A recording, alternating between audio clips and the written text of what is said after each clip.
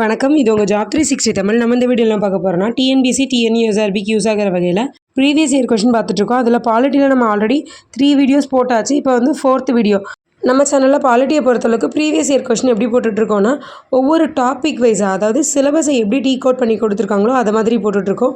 First topic வந்து அரசியலமைப்பு, உருவாக்கம், வரலாறு. நெக்ஸ்ட் வந்து இப்போது முகப்புரை அப்படின்ற அடுத்த டாப்பிக்கு வந்திருக்கோம். இந்த மாதிரி சிலபஸை டீகோட் பண்ணி நம்ம சேனலில் வந்து ப்ரீவியஸ் இயர் கொஷின் பார்த்துட்ருக்கோம். இது வந்து 4th வீடியோ அப்படின்றதுனால இந்த வீடியோ முடிச்சுட்டு பேலன்ஸ் 3 பார்ட் வீடியோவுமே பார்த்துருங்க. அப்போ தான் உங்களுக்கு பாலிட்டியை ஃபுல்லாக கம்ப்ளீட்டாக ரிவிஷன் பண்ண மாதிரி இருக்கும். நீங்கள் பாலிட்டியில் ஃபஸ்ட்டு டாபிக் முடிச்சுட்டு சிலபஸ் எடுத்து வச்சுக்கோங்க. அதில் ஒவ்வொரு டாபிக் முடிக்கவும் நம்ம சேனலில் இருக்க கொஷினை வந்து டெஸ்ட் போட்டு பாருங்கள். உங்களுக்கு ரொம்ப யூஸ்ஃபுல்லாக இருக்கும். ஏன்னா வந்து இது ப்ரீவியஸ் இயர் கொஷின் தான். எந்த மாதிரி டிஎன்பிசி அண்ட் வந்து டிஎன்யூஎஸ்ஆர்பியில் கேட்குறாங்க அப்படின்ற ஒரு பேட்டர்ன் உங்களுக்கு புரிஞ்சிடும். ஸோ படிச்சுட்டு டெஸ்ட்டு போட்டு பாருங்கள். இப்போ முகப்புரை அப்படின்ற டாப்பிக்லேருந்து ப்ரீவியஸ் இயரில் என்னென்ன கொஷின் கேட்டிருக்காங்கன்னு பார்க்கலாம். ஃபஸ்ட்டு கொஷின், இந்திய அரசியலமைப்பு சாசனத்தின் அடிப்படை கூறுகள் என்னும் கோட்பாடு எந்த வழக்கின் தீர்ப்பிலிருந்து உருவாக்கப்பட்டது அப்படின்னு கேட்டிருக்காங்க. ஆப்ஷன் கிருஷ்ணசுவாமி வெர்சஸ் இந்திய ஒன்றியம், option B Kesavananda Bharati versus இந்திய ஒன்றியம், option C S R Bommai versus இந்திய ஒன்றியம். இதுக்கான answer option B Kesavananda Bharati versus இந்திய ஒன்றியம் 1973. நம்ம முகப்புரியை பொறுத்தளவுக்கு ரொம்ப இம்பார்ட்டண்டான ஃபஸ்ட்டு கேஸ் என்னென்னா கேசவானந்த பாரதி கேஸ் தான். இந்த கேஸை பற்றி கேட்காத கொஷின் பேப்பரே வந்து ப்ரீவியஸ் இயரில் இருக்காது. அப்படின்ற மாதிரி தான் ப்ரீவியஸாக ஒரு 5 வருஷத்துக்கு முன்னாடி கேசவானந்த பாரதி கண்டிப்பாக ஒரு கொஷின் இருக்கும். இப்போ இந்த கேசவானந்த பாரதி கேஸ் பற்றி ஒரு சின்ன கிளான்ஸ் மாதிரி பார்த்துடலாம். இந்த கேசவானந்த பாரதி கேஸ் 1973 கேசவானந்த பாரதி வந்து ஒரு கேஸ் போடுவார். அது மூலமாக வந்த தீர்ப்பில் என்ன சொல்லியிருப்பாங்கன்னா, முகப்புரை வந்து இந்திய அரசியலமைப்பின் ஒரு பகுதி தான், அதை வந்து நாங்கள் திருத்தலாம் அப்படின்ற மாதிரி ஒரு ஜட்ஜ்மெண்ட் கொடுத்துருவாங்க. அது கூடவே இந்த கேஸ் ரிசல்ட்டில் என்ன சொல்லிடுவாங்கன்னா, முகப்புரை நீங்கள் திருத்தும் போது இந்திய அரசியலமைப்போட கட்டமைப்பு மாறாமல் திருத்தணும் அப்படின்ற மாதிரி ஒரு ஜட்ஜ்மெண்ட் கொடுத்துருவாங்க. இப்போ அடுத்த வருஷம் கேட்ட கொஷினில் என்ன கேட்டிருக்காங்கன்னா, இந்த ஆன்சரே கொஷினாக கேட்டிருக்காங்க. அது என்ன கொஷின் பார்க்கலாம்.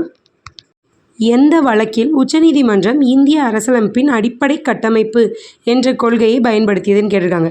இதுக்கான answer option A Kesavananda Bharati வழக்கு 1973. ஸோ இதுலேருந்து நமக்கு என்ன தெரிய வருதுன்னா, ப்ரீவியஸ் இயர் கொஷின் ரொம்ப ரொம்ப முக்கியம். அது கூடவே ஆப்ஷனை தெளிவாக படிச்சுக்கோங்க. என்ன ஆன்சரோ ஆன்சர் கூட வேறு ஏதாவது ஆப்ஷன் இருந்துச்சுன்னா அதுக்கும் இம்பார்ட்டன்ட் பாயிண்ட் இருந்துச்சுன்னா கண்டிப்பாக பார்த்துக்கணும். ஏன்னா அடுத்தடுத்த வருஷத்தில் ஆப்ஷன்லேருந்தே கொஷின் க்ரியேட் பண்ணுவாங்க. இப்போ நெக்ஸ்ட்டு கொஷின் பார்க்கலாம். நெக்ஸ்ட்டு கொஷின், இந்திய அரசியல் சாசனத்தின் முகப்புரையில் 1976 எந்த வார்த்தை சேர்க்கப்பட்டது? இதுக்கான ஆன்சர் ஆப்ஷன் பி மதச்சார்பற்ற. நம்ம அரசியலமைப்பு 1950 ஜனவரி 26 அரசியலமைப்பு நடைமுறைப்படுத்தப்பட்ட போது நம்மளோட முகப்புரையில் என்னென்ன வார்த்தைலாம் இருந்துச்சுன்னா, இறையாண்மை, மக்களாட்சி, குடியரசு அப்படின்ற வார்த்தை தான் இருந்துச்சு. 1976 42வது சட்டத்திருத்தத்தின் மூலம்தான் சமதர்மம், மதச்சார்பின்மை அப்படின்ற 3 வார்த்தையுமே வந்து சேர்த்துருப்பாங்க. அது எத்தனாவது சட்டத்திருத்தம்னா 1976 42வது சட்டத்திருத்தத்தின் மூலம் சேர்த்துருப்பாங்க.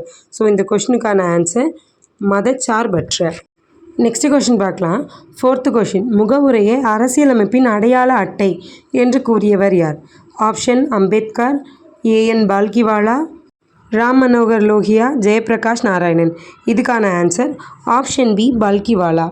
நம்ம முகப்புரியை பொறுத்தளவுக்கு நிறைய அறிஞர்கள் வந்து இதுக்கு நிறைய பேர் கொடுத்துருப்பாங்க. முகப்புரியை வந்து சில அறிஞர்கள் சில மாதிரி கூறுவாங்க. அதில் எக்ஸாம்பிள் சொல்கிறேன். இதில் பால்கிவாலா வந்து அடையாள அட்டைன்னு சொல்கிறாரா, அல்லாடி கிருஷ்ணசாமி ஐயர் வந்து நமது சிந்தனை மற்றும் கனவுகள்னு சொல்லுவார். அதே இது வந்து பண்டிட் தாகூர்தாஸ்னு ஒருத்தவங்க இருப்பாங்க. அதாவது முழு நேம் என்னென்னா பண்டிட் தாகூர்தாஸ் பார்க்கவா. அவர் எப்படிலாம் சொல்லுவார்னா ஆன்மான்னு சொல்லுவார், திறவுகோல்னு சொல்லுவார், ஆபரணம் மற்றும் நகைப்பெட்டி, அளவுகோல், இது எல்லாமே வந்து பார்க்கவா தான் சொல்லுவார். நெக்ஸ்ட் வந்து கேஎன் முன்ஷி என்ன சொல்லுவாங்கன்னா ஜாதகம் அப்படின்னு சொல்லுவாங்க. ஸோ ஒரு கொஷின் பார்த்தீங்கன்னா அதுக்கு இம்பார்ட்டண்டாக ரிலேட்டடாக வேறு ஏதாவது ஞாபகம் இருந்ததுன்னா அதையும் சேர்த்து படிச்சுக்கோங்க. அப்போ தான் ரொம்ப யூஸ்ஃபுல்லாக இருக்கும். இப்போ நெக்ஸ்ட்டு கொஷின் போகலாம். நெக்ஸ்ட்டும் அதே மாதிரி ஒரு கொஷின் தான்.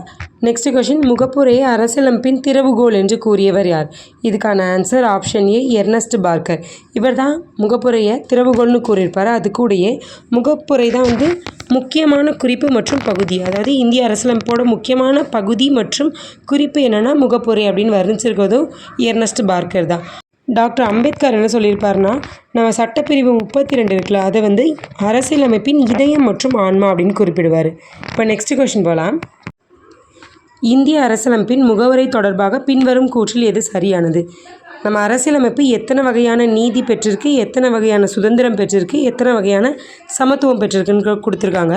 இதில் கரெக்டான ஆன்சர் என்னென்னு பார்த்தோன்னா ஆப்ஷன் பி 5 வகையான சுதந்திரத்தை கொண்டுள்ளது. அந்த 5 வகையான சுதந்திரம் என்னென்னு பார்த்தோன்னா சிந்தனை சுதந்திரம், வெளிப்பாடு சுதந்திரம், நம்பிக்கை சுதந்திரம், வாய்மை சுதந்திரம், வழிபாட்டு சுதந்திரம்.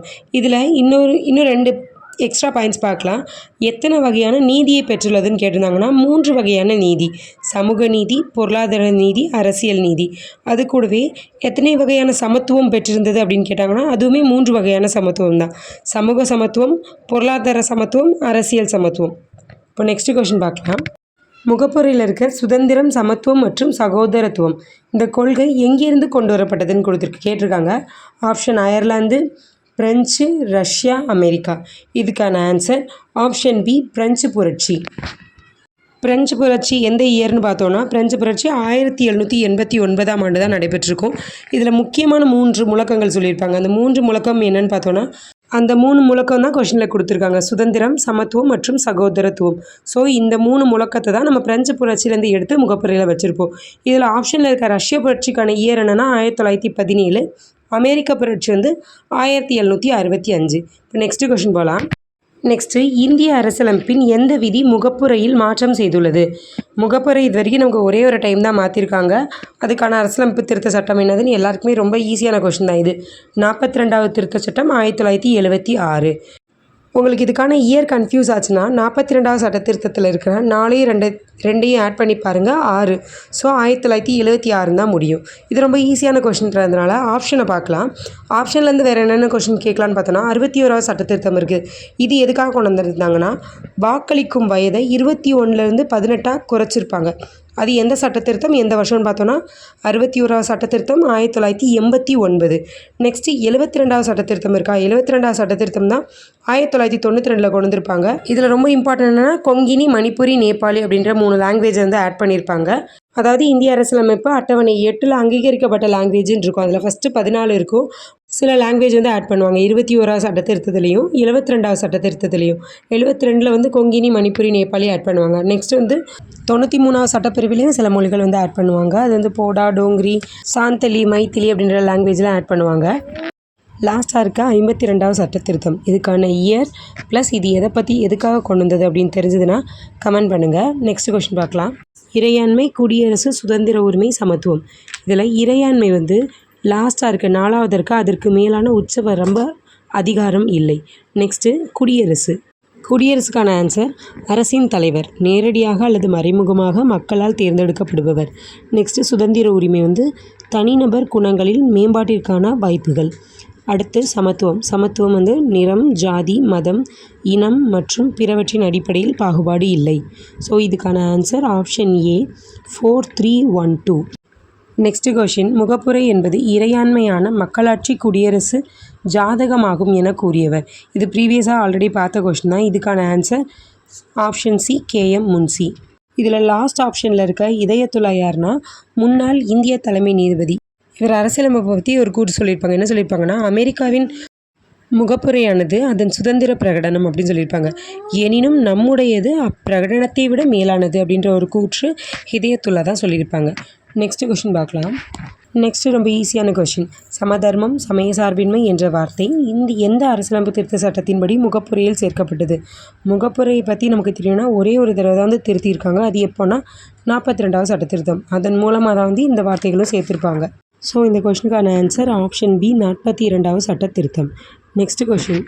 பின்வரும் அரசியலமைப்பு திருத்தங்களில் எந்த ஒன்று அரசியல் அமைப்பின் முகப்புரை 53 அரசியலமைப்பு விதிகள் மற்றும் 7வது அட்டவணை ஆகியவற்றில் திருத்தம் செய்ததன் மூலம் அரசியலமைப்பின் மறுபதிப்பு என்று அழைக்கப்படுகிறது?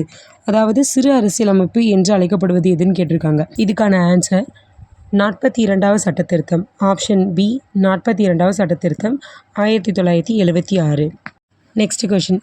இந்திய அரசியலமைப்பு முகப்புரையில் குறிப்பிடப்பட்டுள்ள 4 குறிக்கோள்கள் என்னென்ன? இதுக்கான ஆன்சர் ஆப்ஷன் ஏ நீதி, தன்னுரிமை, சமத்துவம் மற்றும் உடன்பிறப்புரிமை. இதில் இருக்க நீதி ரஷ்ய புரட்சி 1917 ரஷ்ய புரட்சியிலேருந்து பெறப்பட்டது. நெக்ஸ்ட்டு தன்னுரிமைன்னு சொல்லியிருக்குது சுதந்திரம். அதுக்கு அடுத்து இருக்க சமத்துவம் 3 பரிணாமங்கள் இருக்கும். அதில் குடிமை சமத்துவம், அரசியல் சமத்துவம், பொருளாதார சமத்துவம். லாஸ்ட்டாக இருக்க உடன்பிறப்புரிமை அப்படின்னா சகோதரத்துவம் தான் அப்படி கொடுத்துருக்காங்க. Next question. கீழ்வரும் எந்த நாட்டு அரசியலமைப்பில் இருந்து குடியரசு மற்றும் சுதந்திரம் சமத்துவம் மற்றும் சகோதரத்துவம் என்ற கூற்றுகள் நமது முகவுரைக்கு பெறப்பட்டன. Option A France, option B America, option C Japan, option D Canada. இதுக்கான ஆன்சர் ஆப்ஷன் ஏ பிரான்ஸ் அரசியலமைப்பு. இதில் ஆப்ஷனையும் சேர்த்து பார்த்தலாம் இந்த கொஷினை பொறுத்தளவுக்கு. இதில் ஆப்ஷன் பியில் இருக்க அமெரிக்காலேருந்து அடிப்படை உரிமைகள் எடுத்திருப்பாங்க, ஜப்பான்லேருந்து சட்டத்தால் ஏற்படுத்தப்படும் நடைமுறைகள் அதை எடுத்திருப்பாங்க, கனடாலேருந்து மத்திய அரசால் மாநில ஆளுநர் நியமனம் இது கனடாலேருந்து எடுக்கப்பட்டது. நெக்ஸ்ட் கொஷின், பின்வரும் எந்த கூற்று என்.ஏ. பால்கிவாலாவோட தொடர்புடையது? இந்த கொஷின் ஆல்ரெடி கேட்டுட்டாங்க, இது ரிப்பீட் ஆகிருக்கு. இதே கொஷின் ப்ரீவியஸ் இயர்லையும் கேட்டிருக்காங்க, இப்போது ரிப்பீட் ஆகிருக்கு. இதுக்கான ஆன்சர் ஆப்ஷன் ஏ முகவுரை அரசியலமைப்பின் அடையாள அட்டை அப்படின்னு சொன்னது யாருன்னா பால்கிவாலா தான். முகவுரை நமது இறையாண்மை பெற்ற ஜனநாயக குடியரசின் ஜாதகம் அப்படின்னு சொன்னவர் கே.எம். முன்சி. முகவுரை இந்திய அரசியலமைப்பின் மிக முக்கியமான பகுதி அப்படின்னு சொன்னவர் யாருன்னா சர் எர்னஸ்ட் பார்க்கர். நெக்ஸ்ட்டு முகவுரை அரசியலமைப்பின் திறவுகோல் அப்படின்னு சொன்னது யாருன்னா பண்டிட் தாகூர் தாஸ் பார்கவா. நெக்ஸ்ட் கொஷின், இந்திய அரசியலமைப்பின் முகவுரையில் சேர்க்கப்பட்ட சமய சார்பற்ற என்ற சொல் பின்வரும் எந்த சட்ட திருத்தத்தின்படி சேர்க்கப்பட்டது? ஒரே கொஷின் தான் ரிப்பீட் ஆகிருக்குது. ஒரே அந்த 42வது சட்ட திருத்தத்தை வச்சு தான் கொஷின் ரிப்பீட் ஆகிட்டே இருந்திருக்கு. ஸோ இந்த கொஷினுக்கான ஆன்சர் 42வது சட்ட திருத்தம் 1976. நெக்ஸ்ட் கொஷின் பார்க்கலாம். இந்திய அரசியலமைப்பின் முன்னுரையில் பயன்படுத்தப்படும் சகோதரத்துவம் என்ற சொல் தொடர்பான கீழ்காணும் கூற்றுகளில் சரியானவற்றை தேர்வு செய்யவும். ஆப்ஷன் பிராந்தியத்திற்கு இடமளிக்கிறது, அது வகுப்புவாதத்திற்கு இடமளிக்கும், அது சாதியவாதத்திற்கு இடமளிக்கும். இதுக்கான ஆன்சர் ஆப்ஷன் ஏ மற்றும் சி சரியானது. நெக்ஸ்ட்டு லாஸ்ட் கொஷின், முகப்புரியின் பதம் கூறியவர் கொடுத்துருக்காங்க. இந்த லாஸ்ட் கொஷினை பொறுத்தளவுக்கு வீடியோ நீங்கள் ஃபுல்லாக பார்த்துருந்தீங்கன்னா இந்த லாஸ்ட் கொஷினுக்கு நீங்களாகவே ஆன்சர் பண்ணிடுவீங்க. ஸோ இந்த லாஸ்ட் கொஷினுக்கான ஆன்சர் கமெண்டில் சொல்லுங்கள், நான் கண்டிப்பாக ரிப்ளை பண்ணுறேன். அவ்வளோதான். முகப்புரையை பற்றி ப்ரீவியஸ் இயரில் கேட்ட கொஷின்ஸ் எல்லாத்தையுமே தொகுத்து ஒரே வீடியோவில் கொடுத்தாச்சு. டிஎன்பிசிலேருந்து கேட்ட கொஷின்ஸ் எல்லாத்தையும் தொகுத்து கொடுத்துருக்கு. இதை தவிர்த்துட்டு உங்களுக்கு வேறு ஏதாவது சந்தேகங்கள் இருந்துச்சுனாலும் சரி, அல்லது வேறு ஏதாவது டாப்பிக்கு இதை மாதிரி ப்ரீவியஸ் இயர் கொஷின் போடணும் அப்படின்னு சொன்னீங்கனாலும் நீங்கள் கமெண்ட்டில் சொல்லுங்கள், நான் கண்டிப்பாக அதுக்குமே வீடியோ மேக் பண்ணி போடுறேன். இது மாதிரி யூஸ்ஃபுல்லான வீடியோ பார்க்கறதுக்கு நம்ம சேனலை சப்ஸ்கிரைப் பண்ணிவிட்டு பெல் ஐக்கானே ஆல் செட் பண்ணி வச்சுக்கோங்க. அப்போ தான் நான் போடுற அடுத்தடுத்த வீடியோ உங்களுக்கு வரும். இதுக்கு அடுத்த அடிப்படை உரிமைகள், அடிப்படை கடமைகள் அப்படின்னா அடுத்தடுத்த வீடியோ நான் அப்லோட் பண்ணுறேன். அதெல்லாம் தெரிஞ்சுக்கணுன்னா சேனலையும் சப்ஸ்கிரைப் பண்ணி வச்சுக்கோங்க. வீடியோ யூஸ்ஃபுல்லாக இருந்துச்சுன்னா லைக் பண்ணிக்கோங்க. இந்த வீடியோ உங்களை தவிர்த்துட்டு வேறு ஏதாவது உங்கள் ஃப்ரெண்ட்ஸ் அண்ட் ஃபேமிலி மெம்பர்ஸ்க்கு யூஸ் ஆகும்னு நினச்சிங்கன்னா அவங்களுக்கும் வீடியோ ஷேர் பண்ணி விடுங்க. தேங்க்யூ.